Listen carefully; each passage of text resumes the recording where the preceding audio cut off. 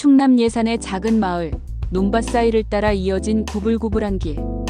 끝에 하얀색 기와집 한 채가 조용히 자리 잡고 있다. 마당에는 감나무 한 그루가 여전히 열매를 맺고 있고 작은 텃밭에는 고추와 상추가 푸르게 자란다. 이곳이 최대식 91 할아버지와 김순희 85 할머니가 함께 살아가는 집이다. 둘은 60여 년을 같이 살아왔고 자녀 없이 서로만을 의지하며 늙어왔다. 여보, 우리 순이 오늘은 뭐 먹고 싶어? 나는 그냥 그 된장국이 좋아. 오전 햇살이 창문을 비추는 주방에서 두 사람은 평온한 아침을 맞는다. 그렇게 하루하루가 반복되던 어느 날 할머니가 갑자기 밥솥에 밥을 2번 하려 한다. 한참 전에도 했던 이야기를 다시 반복하고 갑자기 할아버지를 아버지라 부르기도 한다. 순이야, 무슨 일이야? 몰라, 그냥 정신이 좀 이상해. 불안한 마음에 병원에 데려간 결과 경증 치매라는 진단을 받는다. 진단지를 받아드는 순간 할아버지의 눈빛은 흔들리고 손이 떨린다. 병원 복도에서 말없이 벤치에 앉아있던 그에게 의사는 말했다. 지금은 초기에 가까우니 돌봄이 가장 중요합니다.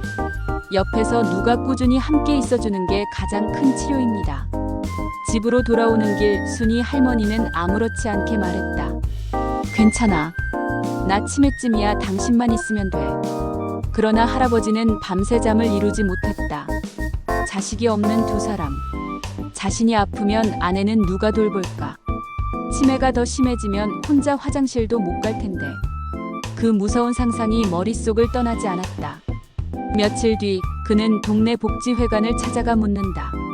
요양보호사 자격증이요. 저도 딸 수 있을까요? 직원은 깜짝 놀란다. 어르신, 이 시험 어려워요. 젊은 분들도 몇 번씩 떨어져요. 게다가 연세가. 그러자 그는 단호하게 말한다. 내가 아니면 순이를 누가 지키겠소. 해보려오. 그날 이후 할아버지는 복지회관에서 책을 받아왔다. 책은 두껍고 글씨는 작았다. 이해하기 어려운 용어들이 가득했지만 그는 책상에 앉아 펜을 들었다. 결심은 곧 행동으로 옮겨졌다. 당신 정말 하려는 거야? 그래. 당신 위해서라면 뭐든지 할 수 있어. 이렇게 91세 할아버지의 시험 도전은 시작됐다. 삶의 마지막을 준비하던 노인이 다시 인생을 시작하는 순간이었다. 시험 공부는 생각보다 훨씬 더 어려웠다. 교재에는 생소한 단어가 가득했고 인체 구조부터 치매 환자 돌봄 방법, 응급상황 대응법까지 머릿속에 넣어야 할 게 너무 많았다. 더군다나 노안으로 글씨도 잘 보이지 않았다. 그래도 할아버지는 포기하지 않았다. 매일 새벽 5시에 일어나 할머니의 아침밥을 짓고 식사를 챙긴 뒤 복지회관으로 향했다. 점심은 김밥 한 줄, 저녁은 집에서 간단하게. 하루 8시간씩 책상 앞에 앉아 공부를 했다. 문장을 읽고 또 읽었다. 중요한 문장마다 볼펜으로 줄을 긋고 책장마다 형광색 견출지를 붙였다. 이 부분은 시험에 꼭 나오는데요. 강사가 말하면 바로 동그라미. 책은 어느새 손때가 잔뜩 묻고 줄로 가득 찼다. 그 모습에 복지관 교사들도 눈시울을 붉혔다. 하지만 가장 큰 갈등은 아내의 마음이었다. 여보, 제발 그만해요. 나 때문에 당신이 쓰러질까 무서워. 할아버지는 대답했다. 당신을 더 오래 곁에 두고 싶어서 그래. 난 아직도 당신한테 해줄 게 많아. 그는 밤에도 공부를 멈추지 않았다. 치매 돌봄 매뉴얼, 환자와의 대화법, 약 복용 시간 체크법 등을 외우다 잠드는 날이 다반사였다. 어느 날엔 과로로 가볍게 쓰러지기도 했고 병원 응급실까지 다녀왔다. 이러다 진짜 위험해요. 의사는 말렸지만 그는 다시 책을 펼쳤다. 나는 시간을 벌고 있는 거요. 당신과의 시간 말이요. 시험이 다가오자 불안감이 커졌다. 손이 떨리고 기억력이 예전 같지 않았다. 동료 수강생 중 몇몇은 중도에 포기했지만 그는 끝까지 버텼다. 시험 전날 밤 그는 마루에서 조용히 하늘을 올려다보며 중얼거렸다. 하느님, 내가 꼭 붙어야 하는 이유는 하나요. 순이를 위해서요. 시험날 아침 부슬비가 내렸다. 할아버지는 새 옷을 차려입고 가슴에 이름표를 달았다. 최대식. 시험장에 들어서자 수많은 사람들이 그의 존재를 알아봤다. 사진을 찍고 고개를 숙여 인사했다.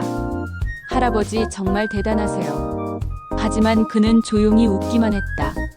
시험지가 배포되자 손이 살짝 떨렸지만 그가 쥔 펜은 흔들림 없이 움직였다. 그동안의 밑줄과 동그라미 형광펜들이 그의 머릿속에서 살아 움직이기 시작했다. 문제 하나하나에 아내의 얼굴이 떠올랐다. 순이는 언제 기저귀를 갈아줘야 했더라. 아 맞아. 요로 감염 방지를 위해.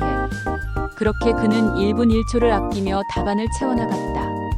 마침내 시험이 끝나고 집으로 돌아온 그날 밤 그는 아내의 손을 꼭 잡고 말했다. 순이야, 나 시험 봤어. 떨어져도 괜찮아. 다시 보면 되지. 그리고 한 달 뒤 복지회관 게시판에 합격자 명단이 붙었다. 작은 종이에 적힌 수많은 이름들 사이에서 가장 위에 적힌 이름 하나. 최대식 91세 전국 최고령 합격자. 마을 사람들의 박수 소리가 들리고 기자들이 찾아와 인터뷰를 요청했다. MBC 뉴스에도 그의 이야기가 나왔다. 하지만 그는 겸손하게 말했다. 나는 대단한 사람이 아니요. 그저 내가 사랑하는 사람을 지키고 싶었을 뿐이요.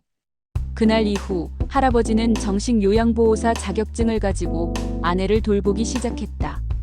약 복용 시간, 운동, 대소변 관리, 인지 자극 훈련까지 모두 직접 해냈다. 그리고 매일 밤 아내의 손을 잡고 이렇게 말했다. 당신은 잊어도 돼.